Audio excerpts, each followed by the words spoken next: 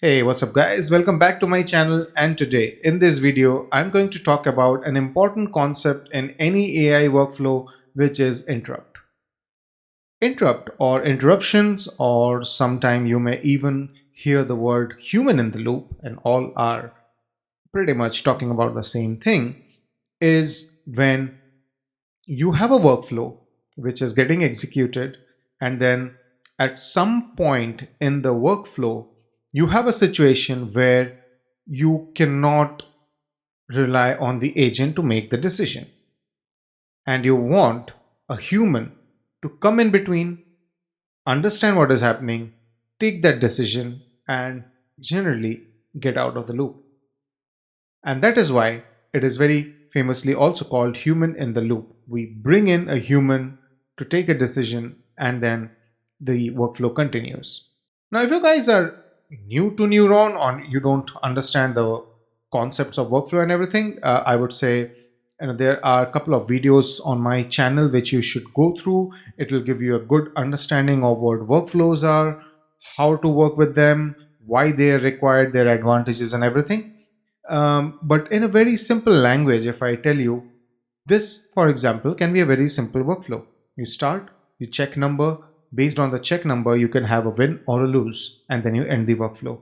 And here there's only one decision point, and if this decision is very simple, you can just have it automatic. But in this particular case, let's just say there's a math LLM. It looks for some feedback. It has some tools, and there's some complex logic. You may want a human to take certain decisions before you continue with the workflow. And a very common example of that would be if you have an e-commerce website where you have a support agent which can cancel orders.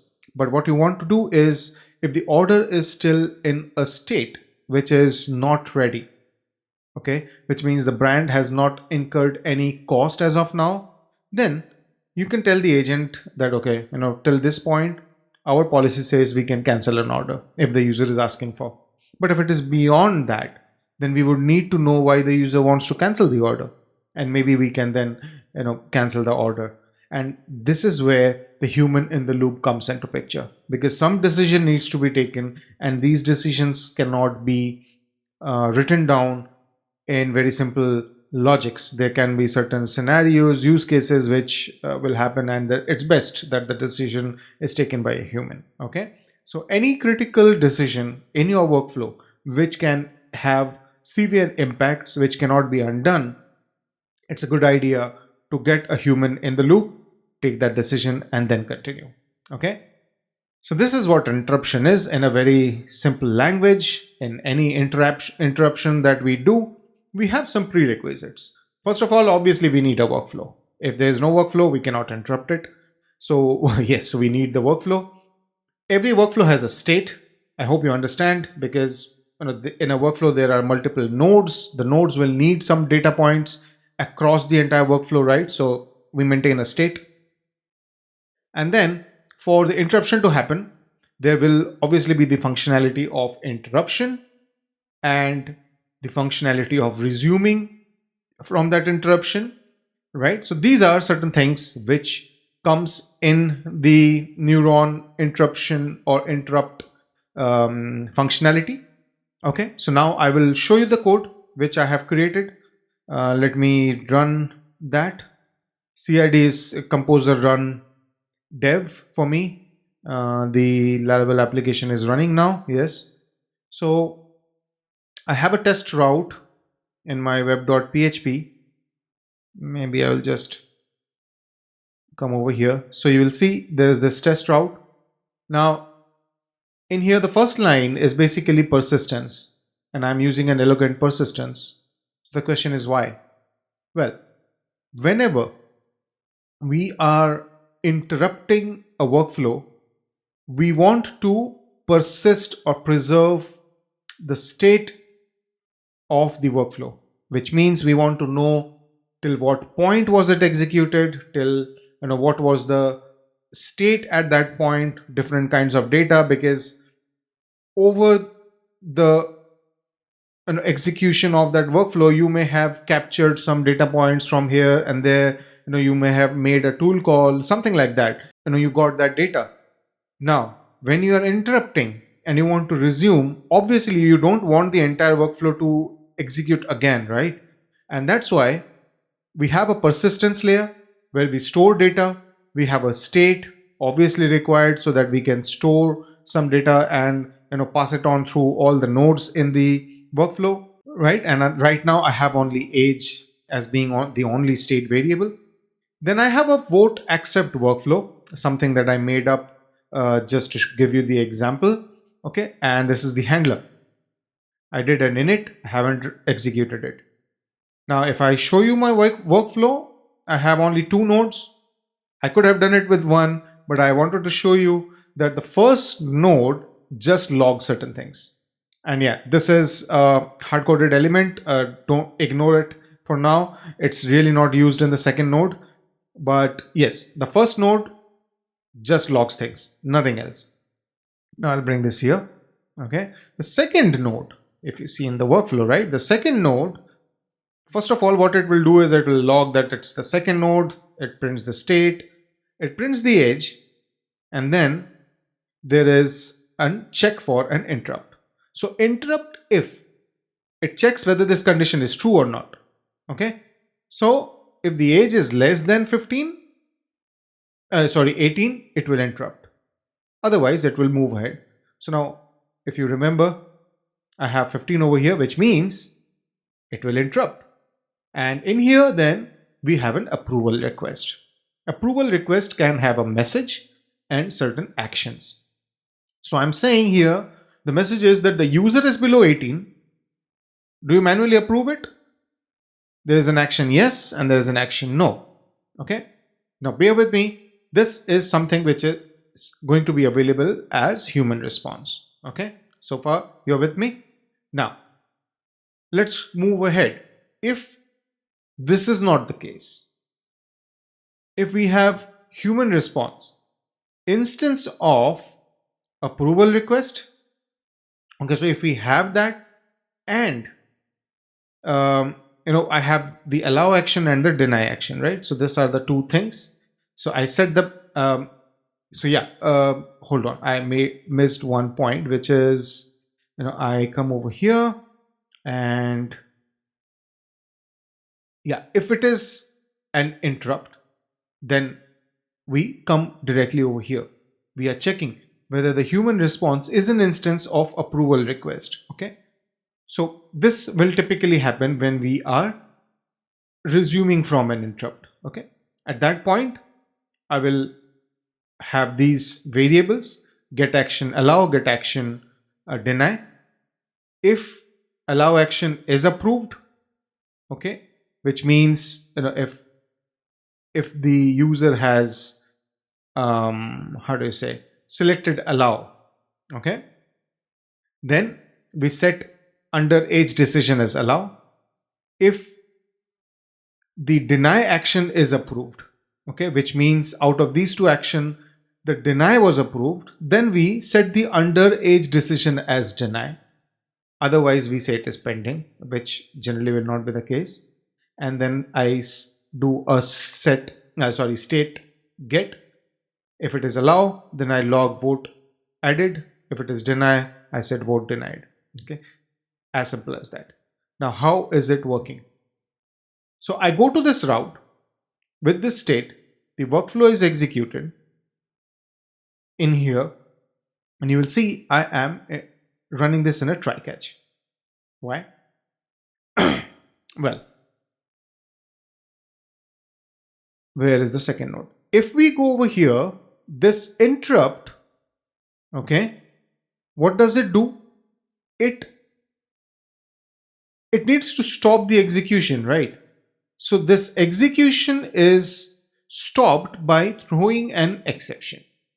So there is a workflow exception and there is a workflow interrupt. If you will see, this interruptIf has 2 different throws. The workflow exception is a general exception, whereas the workflow interrupt is something which we are interested in. So the code got executed over here.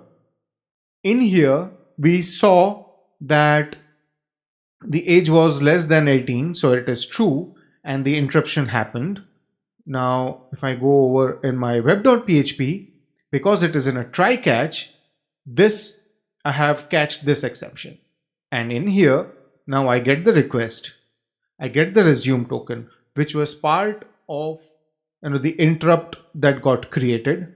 I create an actions array, and then I collect all the actions that were raised through this exception that was thrown. Okay, approval request is primarily a data being sent through the exception, which we get over here when we are catching that interruption. Okay, I get this actions in a collection and I pass it in the response. Now let's hit the route, because yes, I have explained you a lot of things, but we haven't done anything yet. I'll clean my database. Before that, I will go to my storage folder, logs, Laravel logs, and clean this. And now I will hit enter. And what just happened? There's a status called interrupt. There's a resume token. Okay. And this is the message and the action. And if you see, this is exactly what we had sent through the approval request, the message, the actions, right? And this is the data that was sent as a message data. Okay. And we have this. Now, if you see the actions array, which I, in my web.php, right? This is what I had passed by, collecting it from the request get actions, right? So the name is allow user, description is allow the user to continue, decision is pending. Decision is pending, name is deny user, ID is deny, ID is allow. And I have created a URL. Test/resume, resume token is workflow, action ID is allow, action ID is deny. Okay, so there is something which is happening over here. Let's inspect what is happening. In my test./resume, which is a get route, I am looking for resume token and action ID.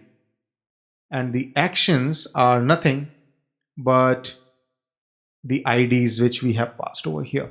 So it looks for something, persistence, it loads the persisted interrupt based on the resume token. It gets the request. If it is not an approval request, we do certain things. Otherwise, we collect the actions, select action, find where validated action ID. So from the interrupted data, right, I get the action that was actually selected. Again, some checks and balances, and then selected action approved by user. So I have changed the state in a way so that I can say that the approval has been done. Okay, so resume request. This is the message. This is the list of actions. And I resume the workflow with the resume token. Okay, that's about it. If you see here, I have the resume request being sent, whereas in here, I was just doing init. Okay, because this is the start of the workflow and this is where I'm resuming the workflow. Now, what does it do? Well, if I click on allow, it says age 15, workflow ID is this, underage decision allow. Okay, now time to look at the log files. So you see, first node state empty, second node state age. This is fine.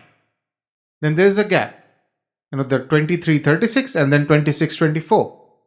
But in this particular case, I am directly getting the log of second node and it said vote added. Why? Why vote added? Because the underage decision was allowed. Do you get the point? So the second node got executed, first node was executed only once. I'll clear it up again and let's try once more. Okay, I'll refresh. I have a new token. This time I will deny and you will see again I have first node, second node, and then one more time second node. The second node, this line got executed because this line got executed twice, because first time it executed, that then interrupted, and then we resumed. This basically means in the workflow, when we are resuming, this first node didn't get executed. Whatever you have done till the interrupt remains in the state. You will see when we resumed the state, there was the age available to us. Okay, age 15 was available to us, and that's how we were able to continue. And this time it was denied because, yes, the underage decision I particularly selected as deny. This is primarily what interruption is. I would say this is the very simple way of understanding interrupt. You can use it in multiple ways. I mean, literally, an agent can do some analysis. For example, let's just say you have an automation, like recently, I'll show you. I have a video where I have created a tool which summarizes some of my newsletters. I consume a lot of newsletters so that I can learn a lot of things.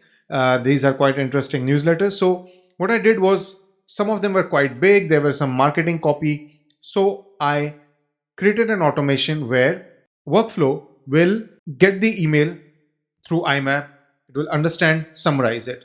Now let's just say I want to send this summarization to someone. Okay, at that point, it will be great if the agent sends me the summarized content and say, hey, is it ready to be sent? That's a perfect interrupt, right? You can build that workflow using Neuron and see if it works for you. But yes, this is what I wanted to show you in this video, guys. Interruption, as I said at the start of the video, is very important in any AI workflow, and with Neuron you get it out of the box. It's a very powerful feature. You can do a lot of things. So yes, that's about it, guys. If you have any questions, feel free to comment below. I will link of the repository for you so that you can play around with it. It will be on a particular branch. I think the name is feature/interrupt. So you can go to that particular branch and get this exact state of the code. And yeah, happy coding. See you soon in the next video.